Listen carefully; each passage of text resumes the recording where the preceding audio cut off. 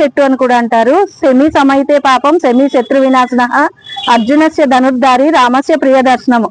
ఇది మనం దసరాలప్పుడు దీన్ని పూజిస్తాము. ప్రతి ఆకుని మనం బంగారంలో భావిస్తాం. ఇది మన గార్డెన్స్ గ్రూప్ లో ఉండడం చాలా విశేషం.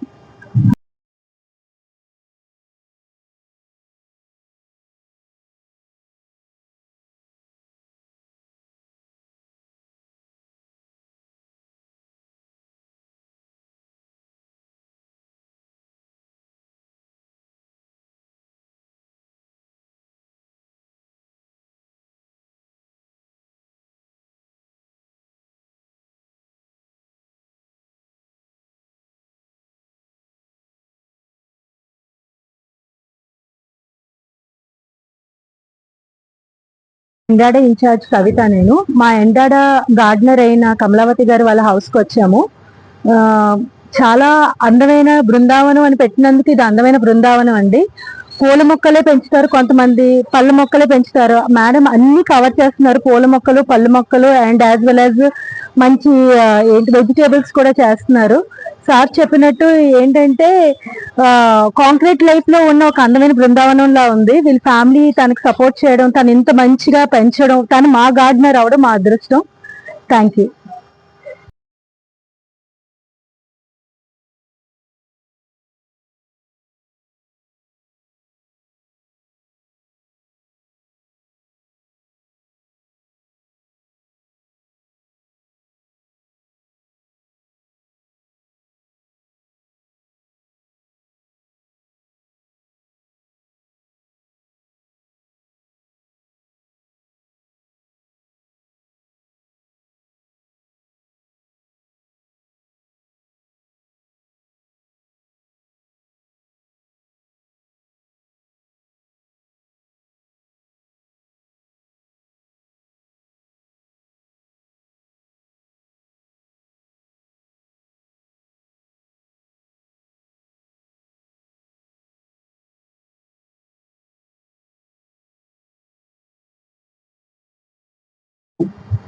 కమలావతి గారి గార్డెన్లో ఉన్నాము.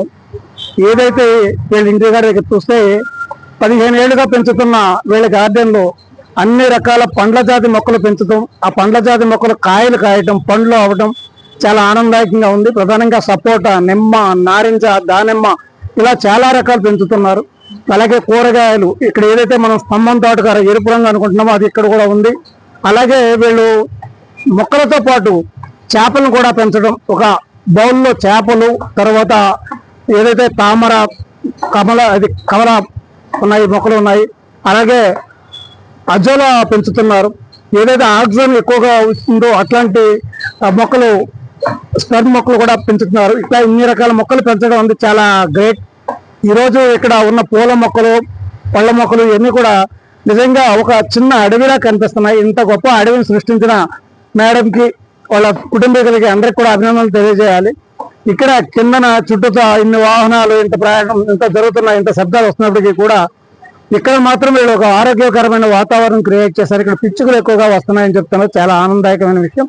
పిచ్చుకలకు మేత కూడా వీళ్ళు పెడుతున్నారు, చాలా ఆనందదాయకం. Thank you all. And I have come to stay in Visakhapatnam for a few years. So I'm taking care of my apartment common area, and through this gardeners group I've got great support in procuring manure and other things and other questions which I have in my mind since I'm almost a beginner. And after coming here I see so much of hard work and such how the place has been converted in such green place and beautiful place, and so much hard work involved. I really got motivated over here, and I love my new friends over here. And Usha ji has been a great support to me for various things. I trouble her whenever I need something regarding gardening, and she supports me for the supplies also. And I would wish to take part more and more in such visits, because it's really like a happiness feeling. And I'm a hobby gardener. I really love to do gardening, and whatever I can contribute to the Mother Earth, I would like to do that. Thank you.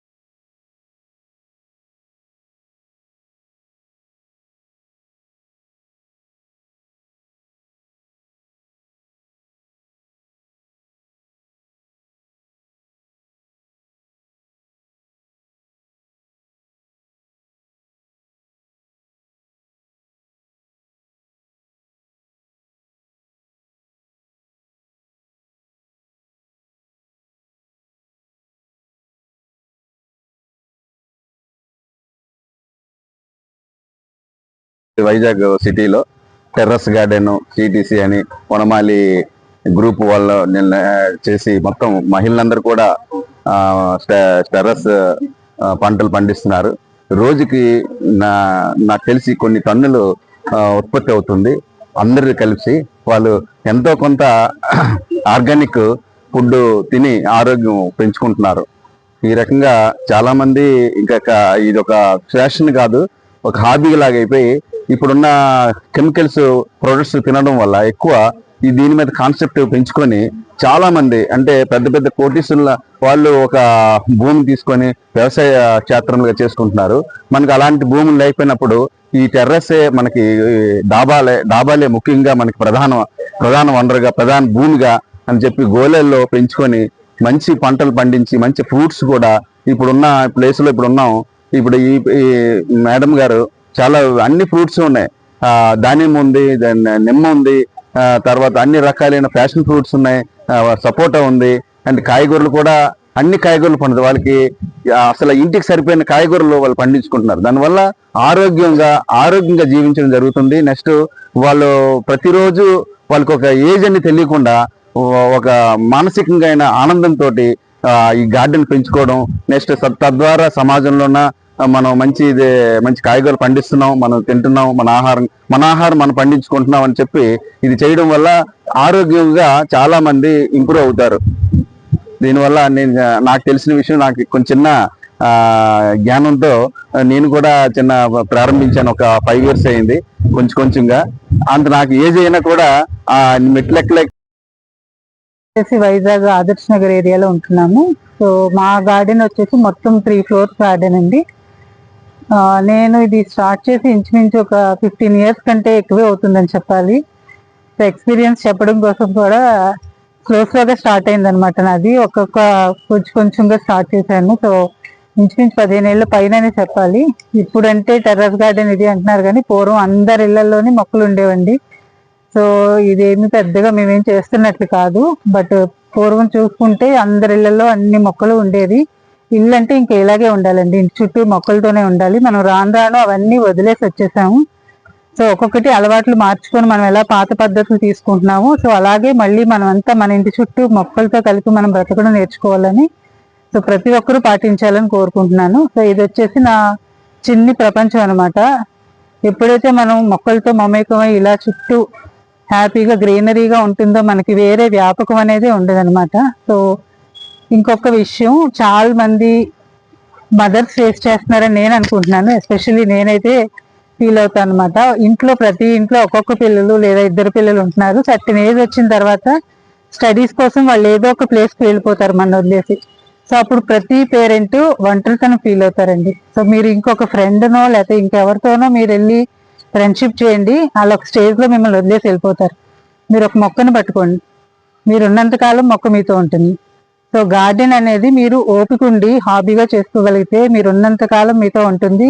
ఎప్పుడు ఎవరికి ఒంటరితనం ఉండదండి. మానసికంగా ఆరోగ్యంగా ఉంటాము, ఫిజికల్గా కూడా ఆరోగ్యంగా ఉంటాం అన్నమాట. సో ఇంకా వేరే ఏ వ్యాపకం ఉండదు. ఏదో సినిమాకి వెళ్ళాలి, అక్కడికి వెళ్ళాలి, లేదా వాళ్ళు ఇలా ఉన్నారు, ఎలాంటి ఆలోచన ఉండదు. సో హ్యాపీగా ఉంటారు. సో నేనైతే ఇవన్నీ నా అనుభవంలో నేర్చుకున్నవన్నమాట. ఎవరికొకరికి ఉపయోగపడుతుందని చెప్తున్నాను. సో ఏమైనా తప్పులుంటే మన్నించి